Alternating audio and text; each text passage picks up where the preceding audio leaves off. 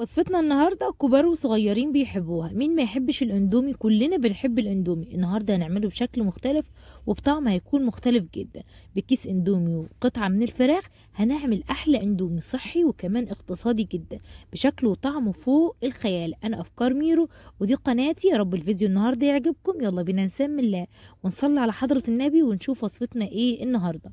في الاول كده حبايبي معايا قطعة من الفراخ وهبدأ اقطعها بالشكل اللي انتوا شايفينه، صدور وراك. حتى لو كانت عندك فراخ مستوية ممكن تستغنى عن الخطوة دي وتبدأي تشتغلي فيها على طول. بس هقطع الفراخ بتاعتي لمكعبات كده صغيرة. انا معايا قطعة فراخ واحدة، ممكن تعملي باكتر ممكن تعملي باقل، بس الصراحة الوصفة هتكون فوق الممتازة. هتجربيها مش هتبطليها، انها جميلة وصحية وكمان مفيدة جدا. قطعنا قطعة الفراخ وبعد كده معايا بصلة بس تكون متوسطة، هقطعها الجوانح بالشكل اللي انتوا شايفينه كده. اهم حاجه طبعا يا حبايبي احنا واقفين في مطبخنا ما ننساش نصلي على النبي دايما ونستغفر عشان ربنا يحسن ما بين ايدينا. ولو لسه جديده في قناتي اشتركي عشان يوصلك مني كل جديد، ما تنسيش تفعلي زر الجرس. هنا حبايبي بعد ما قطعت البصل عندي كده نص قرن من الفلفل الاصفر وكمان نص قرن تاني من الفلفل الاحمر كده، وهبدا اقطعهم.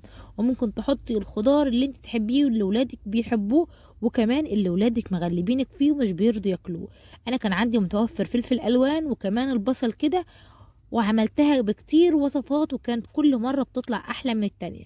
بس المرة دي اللي كان متوفر عندي فلفل ألوان بس وبصل، وحبيت كده الوصفة تكون خفيفة ويكون كمان طعمها مميز. هبدأ أقطع الفلفل الأصفر والفلفل الأحمر زي ما انتوا شايفين بالشكل ده، بس تكون قطع واضحة كده شوية. وهقول لكم واضحة ليه، والقطع لازم تكون كبيرة شوية كده، وهنشوف دلوقتي أنا مخليتها كبيرة شوية ليه وهنعمل إيه مع بعض. هنا يا حبايبي جبت الحلة بتاعتي اللي هبدأ أشتغل فيها، سميت الله وشغلت البوتاجاز طبعا، وحطيت معلقة زيت واحدة وعليها كده معلقة من أي نوع سمنة عندك، سمنة بلدي سمنة علب، حتى لو معلقة زبدة بتفرق جدا في الطعم وكمان بتدي تيست عالي كده للشوربة اللي معانا. بصوا كده يا حبايبي ما شاء الله، حطيت كده معلقة السمنة وهبدأ كده اخليها تسيح كويس جدا. مش بفضل ان استخدم زيت بس، يعني لو وصفة لازم يتحط فيها زيت بحط زيت وسمنة علشان يبقى طعمها حلو. الصراحة السمنة طعمها فوق الممتاز في اي وصفة. بصوا كده يا حبايبي زي ما انتوا شايفين هسخن السمنه بتاعتي والزيت كويس جدا مع بعض، وبعد كده هبدا انزل بقطع الفراخ اللي معايا. بس اهم حاجه الحله لازم تسخن معايا كويس جدا. وبعد كده انزل بالفراخ اللي معايا على طول بعد ما السمنه والزيت سخنوا كويس جدا، اديها صدمه كده وما اقلبهاش باستمرار، بس لغايه لما تاخد لون كده وتغير، وبعد كده نقلبها عشان ما تنزلش ميه خالص وتكون سريعه معانا في التسويه. تقريبا ده الوقت الفعلي بتاع الفيديو، يعني انا ولا قدمت ولا سرحت فيه، كان كده فيديو جميل وسهل وسريع. هنا بقى التكه او التركه اللي معايا ان انا احط رشه فلفل اسود ورشه ملح كده يا حبايبي. انا بحمر الفراخ بقول لكم ريحتها كانت جميله رهيبه فظيعه. الفراخ هنا تقريبا خدت لون كده من على الجنب ده، هقلبها قلبة واحدة بس، وبعد كده نبدأ ننزل بالخضار اللي معانا الجميل.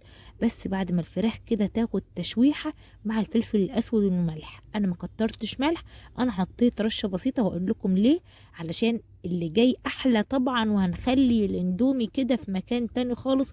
وصفتنا النهاردة فوق الممتازة. وبعد كده يا حبايبي على طول معايا اول حاجه هنزل بيها هي البصل. البصل كده هنزل بيه قبل ما احط اي خضار خالص، علشان البصل بياخد بس تشويحتين كده مع الفراخ، وكمان الفراخ تدينا الطعم والريحه الجميله كده مع البصل. اول ما يتحط كده ما شاء الله هبدا كده انزل البصل واديله تشويحتين حلوين كده. واهم حاجه البصل ما يحمرش معايا، انا عاوزه بس البصل يدبل ما يحمرش ابدا، يبقى باللون الجميل ده اللي انتوا شايفينه. وبعد كده على طول ننزل بالفلفل الالوان. بصوا كده ما شاء الله تبارك الرحمن، طبعا الفلفل الالوان مش بياخد تسويه خالص، انا هديله تشويحه واحده. وبعد كده هبدا اضيف عليه باقي الاضافات اللي معايا. ممكن تحطي اي خضار انت حباه، بسله جزر بطاطس، تحطي كوسه، حطي الخضار اللي انت تحبيه وولادك يحبوه. بس الصراحه الوصفه دي فوق الممتازه، ما تعمليش الاندومي تاني الا بالطريقه القمر دي، علشان انتوا خلاص هتدمنوها. بعد ما اديت تشويحه كده للفلفل الالوان كده يا حبايبي، هبدا اضيف عليه 3 كوبايات من الميه السخنه المغليه. وبعد كده هنضيف التوابل اللي هتغير طعم الوصفه بتاعتنا. هنضيف مكعب مرقه، ودي طبعا انا استغنيت خالص عن التوابل بتاعه الاندومي. هضيف هنا يا حبايبي مكعب مرقه، مش هضيف ابدا ابدا التوابل بتاعه الاندومي. زي ما انتوا شايفين كده يا حبايبي حطيت مكعب المرقه، وبعد كده احط حبة صغيرة من الشطة وحبة صغيرة من الفلفل الأسود وكمان حبة صغيرة من التوم البودرة والبصل البودرة، بس ما حبيتش أحط بابريكا علشان ما أغيرش لون الوصفة اللي معايا أو حتى أغير شكلها. زي ما انتوا شايفين كده يا حبايبي هقلب كويس جدا، يغلي غلوتين بس اتأكد ان الفراخ معايا استوت، وكمان الخضار مش عايزاه يتهري معايا في الشوربة. زي ما انتوا شايفين غلى غلوتين بالظبط، تقريبا دقيقتين بالظبط. وبعد كده هبدأ انزل على طول بالاندومي اللي معايا. انا معايا 3 اكياس من الاندومي كده، طبعا انت ممكن تعملي كيس واحد، بس انا كده عشان كلنا ناكل وتكون وصفة لذيذة وكمان مدفية. يعني تعمليها بالليل كده انتوا قاعدين، مفيش اجمل من كده. احنا وقاعدين بنعملها بالليل احنا وقاعدين، مفيش اجمل من كده. صحية، الخضار صحي جدا طبعا. لو عندك حبة جزر يا سيدي يا سيدي، حبة بسلة، حبة كوسة، كانت هتبقى فوق الممتازة. بس الاندومي هنا كان رهيب بالفلفل الالوان والبصل. اهم حاجة في كل ده في الخضار اللي تحطيه، اهم حاجة البصل، وبعد كده حطي اي خضار تحبيه تاني. شايفين الجمال، شايفين الحلاوة؟ يعني هتعشقوا الاندومي بعد كده، مش هتحبوه بس. بصوا الجمال، تحفة. سبته هدي شوية طبعا عشان ما ينفعش اقدمه للولاد سخن مولع كده زي ما انتوا شايفين، وابدا على طول على التقديم سخن بقى، حاجة في منتهى الجمال.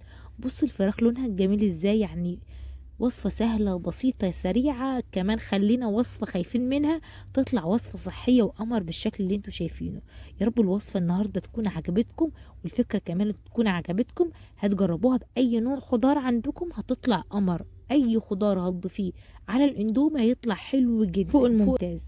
وصفة بقيت صحية جدا، الخضار والفراخ مفيش أجمل ولا أسهل من كده. هتجربوا الوصفة دي مش هتبطلوها. يا رب الفيديو النهاردة يكون عجبكم والفكرة تكون عجبتكم. انا كنت بصور بايد وكنت باكل بايد التانية الصراحة.